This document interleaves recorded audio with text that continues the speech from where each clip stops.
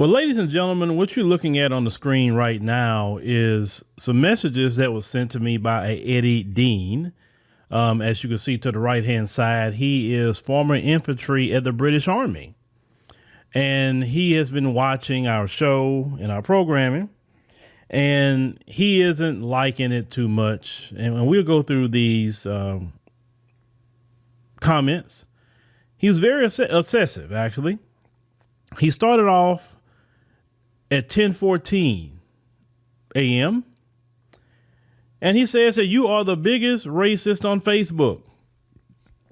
He said, I'm from the UK, the most diverse country in the world. As you can see, the level of his intelligence, all the names he could have called me, but that's the word he used. Now, it's interesting that he says they are the most diverse country in the world. And yet when you talk to people that live there who are black like me, they go through police brutality. They're jailed longer than their white counterparts. You know, the exact same thing as what happens here in America. You understand what I'm saying? So how is that diversity really working? And what is that supposed to like impress me or something? Because the term diversity doesn't impress me. The term minority doesn't impress me. None of that impressed me at all, because we know these so-called minorities are just as white supremacists as he is. We know this. So if you're not discussing with me, black folk, I don't know really what you're talking about at that point. Yes, I know there's other people in the world, but we are black centered and black focused. That's what we are. And I'm not changing that model no time soon. If I'm talking about something and other people are coming to discuss it, it's going to be related to something black folks are doing, period. Anybody can come over here and talk. That's great. That's fine. But it's going to be in the realm of what we got going on or what we're discussing, because we don't really have black media that's willing to be black centered and black focused all the time. So then the next thing he tells me, as you can see here, ladies and gentlemen, why are you so racist? Coming from a lineage of people that colonized the world and enslaved the world. But yet he's going to tell me, why am I racist? And as you know, ladies and gentlemen, black people cannot be racist.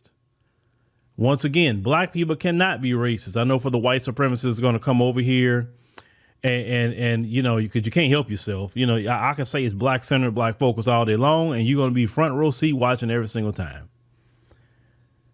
Black people cannot be racist for the slow people in the back of the class, because black people aren't in control of any systems that could punish people based on the color of their skin. They don't have that.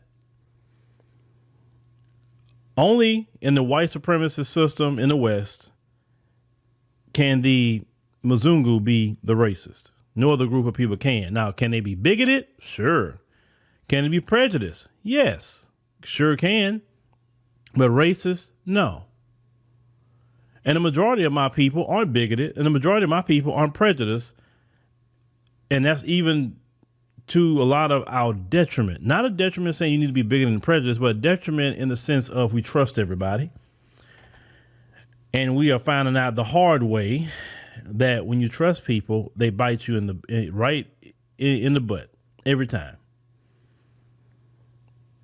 I had seen a video of a sister from here saying about how she tried to get a job, and the Hispanic people were saying she needed to speak Spanish, and she knew a little bit of Spanish, and she said she went the full Spanish on her, and after he kind of dismissed her, then he started talking black accent with her. But the person that looked like him, he went on ahead and made sure she got hired.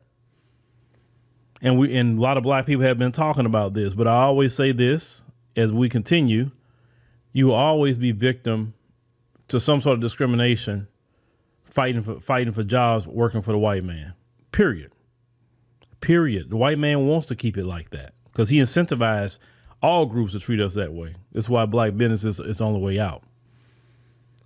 So then he continues down here. You are, where you see the word he's using, racist. Just very intelligent, right? You say, and I am in Zimbabwe. So wait a minute. You're in a black country.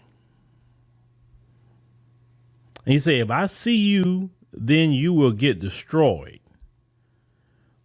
Old man, listen. If you see me somewhere, go ahead and try it. Go ahead and try it. That's the only thing I'm saying. Try it. It's fine. You know, I've been hitting my weights. It's my heavy season now. So I'm really hitting the weight now. You know what I'm saying? I'm getting on that tread. I'm doing my 30 minutes on the treadmill. I'm getting my cardio up, you know, my stamina and everything. So if you feel like you need to do that, then you go ahead and do that. Now I know you just run your mouth on the internet, but I understand something. White supremacists. I always make sure that I'm ready.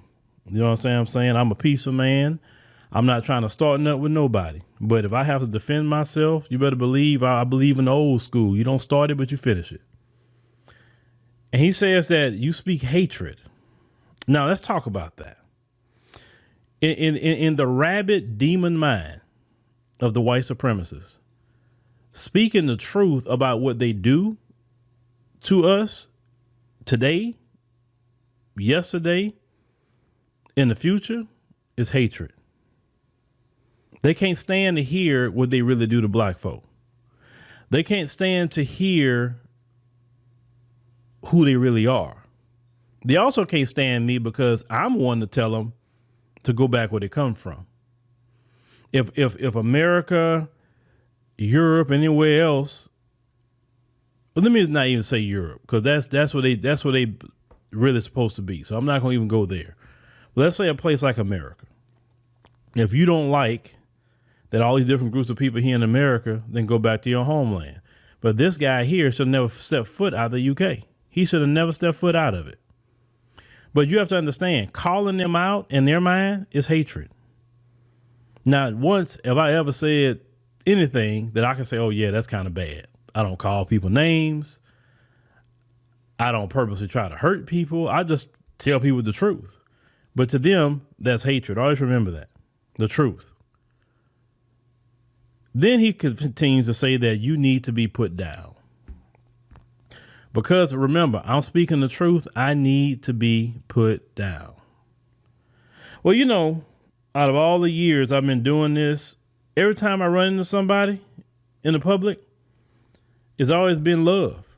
Always. I've met people outside of black who's recognized me. I've met Asians that's recognized me, and it's been love from them. I've met Arabs in places at times. They watch the show. They've been nothing but love. Of course, black people. I mean, numerous black people. You know, just no matter where I go, a lot of sometimes, it's crazy when people recognize you. It's crazy because they hear you speak, and then all of a sudden they turn and they have to start looking and say, "Wait a minute, I think I know you." You know, that sort of thing, right? It's not that I want to be recognized. I'm a low key guy. I don't want to be recognized for anything. I'm not popping my collar. I don't want nobody to know what I do. You know, a lot of times people ask me, what you do? Oh, I just got a podcast. I just kind of lower it down to a podcast. They say, yeah, I just do podcasts and just about some politics. I don't tell people exactly what I do, how I do it, anything. I just like to be low key on everything that I do, right? So trust me, I'm not a Hollywood guy, not by a long shot. But it's been nothing but love. I never had one of these white supremacists run up on me talking about, they're going to do something because of what I said in a video. But let me tell you something, why this is good. This is good because it lets you know the reach and effectiveness of our platform. If we can speak the truth and rile up the white supremacists in this manner, then we know we're doing the right thing. See, Boule Martin is not going to get an email like that because he's not riling up a white supremacist. He's supporting them. When you shucking and jiving and bootlicking and samboing and raccooning, they're not going to send you these kind of messages. See, these kind of messages validate what I do. See, of course my people gonna like what I do, of course, because it's for them. But when you're doing what's right, and the devil is upset with you, and the devil is even threatening your life to put you down because of your words, not what I've done. I haven't put a hand on nobody. I haven't committed a crime against anyone, right?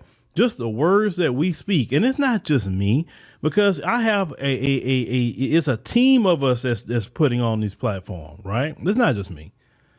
And when our team is being effective,